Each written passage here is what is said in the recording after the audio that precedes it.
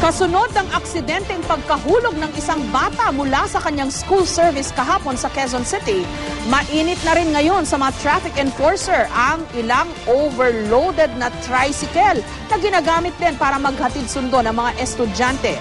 Bukod sa siksikan ng ilang mga nahuli, kolorum din pala. May report si Julius Segovia. Hindi na nagsampa ng kaso ang pamilya ng grade 1 student na nahulog mula sa sinasakyan niyang school service sa Quezon City kahapon.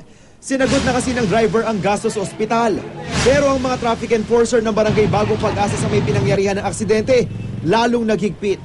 Ang mga estudyante sa loob ng mga school service na dumaan kanina, hindi na masyadong siksikan.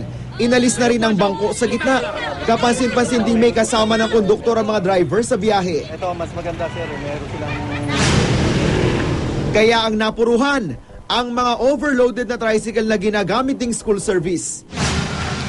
Ayon sa kapitan ng barangay, hanggang 3 pasahero lang daw ang pinahihintulutan sa isang tricycle.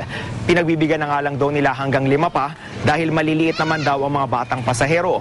Yun nga lang, marami pa rin sa mga tsuper ang hindi raw sumusunod. Katunayan, marami raw sa kanila ang nagsasakay ng sobra-sobra, umaabot ng 6 o higit pa. Ang tricycle driver na ito, idinahilan pa ang mga pasahero niya. Magkakasama sila. Ngayon kung mag-iwalay-iwalay sila, malaki babayaran nila. O hati-hati po sila. Okay, balik Anim, isang bata, isang matanda. O sabihin nyo, paliwanag nyo. O saan paliwanag nyo? Sige, kung sabi mo. Alaw sa kanila ng 6, kaya lang nakiusap sila na baka pwede mo sila magsakay ng 6 kasi lugi raw sila. No? Wala kaming sinasabi na 6 na isakay nila. So bawal pa rin. Bawal daw talaga. Pero wala ring nagawa ang tsuper. Kasi hindi pwedeng Wala lisensya pa rin. Bigyan mo na lisensya. Ang kaso, nakuha na pala ang lisensya ng driver matapos mahuli rin kahapon. Nagmakaawa pa nga siya sa mga pasahero. Ayaw ko kay Jackie eh. Huwag na kayo mali. Huwag na ko iwanan kay Ere. Huwag na ko iwanan kay Ere. Ang nanay na pasahero, dumepensa rin. Di raw kaya ng bulsa nila ang bayad sa special trip, kaya pilit na nagkakasya sa siksikan. Kung magsusolo kami ng tricycle, 30 pesos or 35. O, isa naman kami kukuha ng 35. O, ang hirap ng buhay ngayon. Huli rin ang tricycle na ito matapos makitang may angkas sa 2 taong gulang na bata ang driver sa likod niya. 6 pasero, overloading, tapos yung bata, tingnan mo. Ayan, nakasabit pa yung bata, Nakasabit pa, delikado yan. Dapat yun yung bata, nasa loob. Hindi, sanay na po ba kayo sumakay sa likod na may kasamang bata? Opo. Hindi po ba kayo Hindi, ngayon lang din po kasi wala na pong service. Nakasabit daw.